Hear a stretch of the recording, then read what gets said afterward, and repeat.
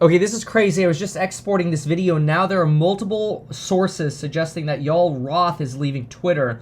This just adds to the craziness that's going on over there because he's been like, at least seemingly, Elon Musk's right-hand man at Twitter. Let's get into this. Holy smokes, the bankruptcy words have been uttered. Per the managing director of the platformer, we have now just heard that Elon Musk has suggested that, quote, bankruptcy isn't out of the question for Twitter. In my opinion, this could be very strategic, and we're going to talk about what this means. I'm also going to talk to you about the Twitter Spaces that Elon Musk had, where he talked about some of the visions for the future of Twitter, including regarding the payment application they filed, which we've already covered on the channel. And then we're also going to talk a little bit about the difficult times ahead. In fact, why don't we go ahead and start with the difficult times ahead? In a memo to employees, Elon Musk described difficult times ahead, suggesting that everybody needs to go back to the office for 40 hours a week. Now, obviously, in-office work is heavily debated as to whether you're more productive at home or in the office. Managers suggest they don't know if their employees are working hard when they're not in the office, and workers say they feel like they have this thing called productivity paranoia, where they're not sure if they're working hard enough at home, so then they actually work harder. Who knows? But what we do know is that Twitter has only been 47% occupied with in-office workers. And Elon Musk says everybody comes back now unless he personally greenlights work from home.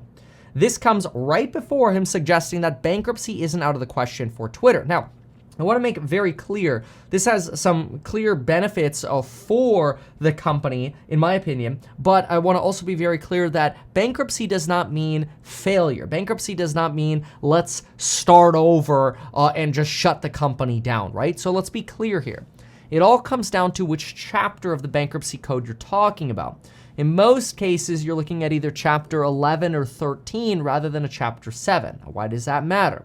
Well, Chapter 11, for example, is a business reorganization and an opportunity for you with a judge to renegotiate debts with your debtors, lowering interest payments or lowering principal repayments required because maybe income has gone down substantially, like maybe a lot of advertisers started pulling out, like GM did and many others have already.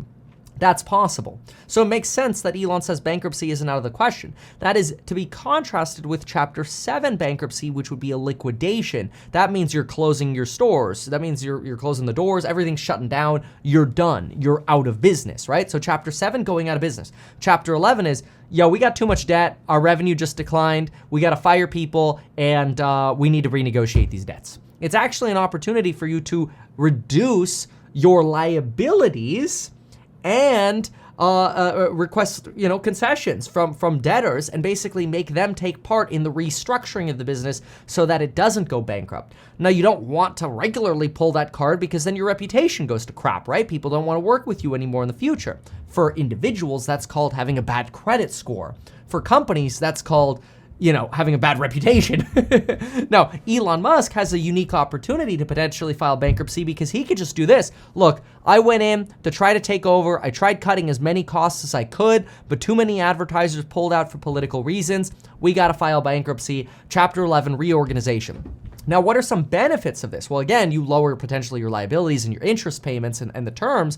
Maybe you even get pauses on how much you have to repay when, like just total interest abatements for a while, kind of like, mortgage moratoriums or whatever, where it's just like, just don't pay your mortgage for 12 months, right?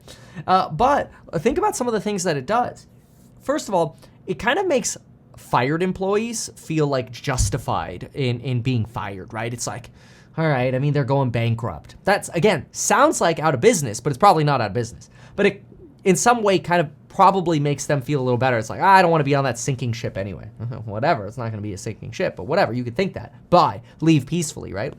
Then it also makes firings, like firing half the staff at Twitter, 3,750 people, it makes that seem less politically radical. It seems less rash if the company's facing bankruptcy to fire people. You would expect that to happen, and it just shows that you're kind of like, you're not sure how much runway rate you have. In fact, that's exactly what Elon Musk said. He said, I'm not sure how much runway rate we actually have left at Twitter. We might have to go bankrupt. And I'm sure Tesla investors would like to hear that Twitter would rather go bankrupt than Elon Musk sell Tesla shares and bail out Twitter. I don't think Elon Musk is going to bail out Twitter. I think he would rather file for Chapter 11 bankruptcy and make the debtors pay, or at least contribute to the restructuring, right? Now, I'm not saying that's right. I'm just thinking that might be what he might be up to. Again, even though I'm a licensed financial advisor, this is a financial advice for anyone, including Elon Musk. But I think there are some 4D chess moves being played here, and I think it's smart. By the way, I talk about 4D chess and how to build wealth in my Zero to Millionaire real estate investing course and my Elite Hustlers University for entrepreneurs and employees to make more money, either with a primary hustle or a side hustle. That course is on pre-sale, comes out Black Friday, so check it out, link down below. We've got the biggest coupon code ever right down below, 60% off. It's incredible. But what else does it do? Well, suggesting bankruptcy also makes current employees work a lot harder, right? Think about it. If you think, oh my gosh, the company's going bankrupt, we have to be tight, we have to be more productive, we have to be more efficient, we have to be careful with costs, and there isn't this endless well of tech money. Now all of a sudden employees are a lot more respectful. Maybe they stop wasting as much as they previously were wasting because they're like, oh no, times are tough. But what does this also do? Well, it allows Elon Musk to basically prep negotiations with debtors. If it's leaked that he's talking about bankruptcy to employees inside of the companies, well, now all of a sudden you could also be in a situation where debtors are like, ah, crap, he's going to call us and threaten bankruptcy. Let's start preparing, pre-negotiating with ourselves, basically. Let's start offering some concessions before we go into a judicial bankruptcy. Maybe we can offer some concessions beforehand. It's actually really smart. So what did Elon Musk talk about on the Twitter Spaces? Well, he talked about the $8 per month, making it expensive for bots or basically spammers to get away with spam. But you actually have some really big problems coming out of this right now. It's so bad that the White House, and this could be politically motivated, but anyway, it's true. The White House is actually coming out to start supervising and inspecting what's going on with Twitter and these verified post issues, because what's happening is people are posting comments as if they're George W. Bush with a blue check mark saying things like, I can't wait to see more Iraqis, disappear in the bad way. I'm just going to go ahead and put it up on screen, okay, here. George W. Bush. Tweet is up 9 hours later, and then it's quoting, I miss killing. Anyway, pretty bad. And then somebody who's verified as Tony Blair says, same, to be honest. These are obviously fake accounts, but how is somebody else supposed to differentiate that now that everybody has a blue check mark? And so Elon Musk has suggested on his Twitter space that, look, right now, what does it take to get verified? All it takes is a phone, a credit card, and $8 a month. That's great, but it potentially creates some really big issues with verifying people's identity, because you're not verifying people's identity. The fact of the matter is, I have 5 cell phone numbers, and I have like 20 credit cards. That means I could make at least 5 Twitter verified accounts. And if I started using my Google admin and unlocked Google Voices for accounts that I can make all day long, I could have an unlimited amount of phone numbers. And credit cards, all you have to do is go on the Apple Card and click random credit card number, and it makes it look like you have a new credit card. Kind of crazy. That's for internet purchases, right? You can do that with a lot of different credit cards now. Now, Elon Musk also suggests that hate speech is down 95% since their acquisition. I don't believe that. Look, I'm a fan of Elon Musk, but I think some of the stuff that he says is, designed to be marketing, and it's straight up bullshit. Like, I think it's very convenient that Elon Musk on his earnings call says, oh, I think Tesla could be worth as much as Apple and Saudi Aramco combined, 5 or 10x from where it is now, right before he starts selling stocks, his shares, 20 million of them, and the blackout period ends. It's just really convenient, okay? So Elon is not somebody who doesn't know how to play the game. I don't fault him for playing the game. Don't hate the player, hate the game, right? But some of the things you do have to take a little bit with a grain of salt. And again, I'm by no means an Elon hater, okay? Okay, everybody does things that are like, nah, I don't know, okay? Like, I see what you're doing there, right? Anyway, Elon Musk does then talk about maybe this idea of in the future using their money license, their money transmitter license that they've just talked about, to potentially expanding Twitter to some kind of linked payment system. Now, Elon knows a thing or two about payment systems since he helped found PayPal, and that's where he got his initial seed funding for ventures like Tesla and SpaceX, which is awesome, when he sold his stake in PayPal. Now, so he alluded to this idea of maybe adding $10 to people's accounts so they could spend money on Twitter. If you want to get it off the account, you have to link a bank account, but maybe they start offering things like high yield balances or add debit cards, credit cards, and checks. So adding credit cards and high yield savings is actually very easy because you don't have to be a bank to do that. You could just outsource to a different bank like Green Dot Bank or whatever. Like Yada Bank, for example, is not actually a bank. It's just a dressed up fintech company that outsources the banking to other banks and then adds a lottery aspect and raises money to fund losses so they can survive. Now, I don't know all of their financials, so I'm making an opinion here, but they're not a bank, at least as far as I'm aware. This is why when you hear Yada Bank and you go to their website, everything's actually Yada Savings, and Yada it's not like YadaBank.com. The limitations around using the word bank are really restricted because they're not actually a bank. Again, at least as far as I'm aware.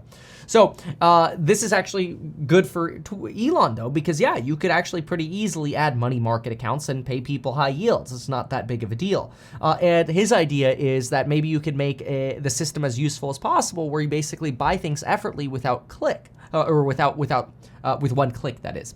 Now, this is a reference to a concept known as the pain of paying. You want to reduce the pain of paying when people are paying. So if somebody goes to metkevin.com/join, and you want to buy one of the courses, you're like, that's it, I'm convinced. I want to listen to Meet Kevin's fundamental analysis on real estate, especially when he starts buying deals for House Hack. I want to hear how he's buying real estate so I can replicate that. And if you think I'm training my competition, you're mad to think that House Hack really has the ability to go buy every house in the United States. 7 million homes a year transact. House Hack needs to buy like 500 in the next 2 years, okay? And then we're gonna be killing it. So, like, it's okay, all right? By the way, if you're an accredited investor, we'd love to have you at House Hack. Make sure you get in by the end of the month to maximize the free warrants that you get when you sign up. And update, by the way, we are trending towards an end of January launch, hopefully from my birthday, for the Reg A filing, just in case you're not accredited. But buying things with one click sounds a whole lot like Google Pay and Apple Pay to me. Make it easier to obtain the product or service, and the better the user experience is, all for a small fee of like 30% probably. He didn't say that, but that's what I was guessing. So those are some things that I got from Elon's Twitter Spaces. This bankruptcy comment is very interesting, though I think it's part of 4D chess and negotiation prep and employee motivation. And that's the latest. So get your 60% off down below. It's Black Friday, okay? Like if you're gonna buy a program, now's the freaking time to do it, especially that pre-sale on Elite Hustlers. You are going to love what is part of Elite Hustlers, because it's not just going to be the course. There's the subscription part to it, which gives you access to new lectures every day. So I'll look at people's businesses every day, and there'll be a new lecture every single day for as long as you're subscribed to the course. And we'll do a once a week Hustlers exclusive live stream where, rather than talking about stocks and real estate in the market, we just talk about business and entrepreneurship and websites. And so I'm an entrepreneur at heart, and my belief is that during hard times and recessionary times, you work harder. And so that's what I'm doing, and I want to show you how you could work more efficiently and make more money, because now's the time to do that. So check out those programs linked down below, and see you soon.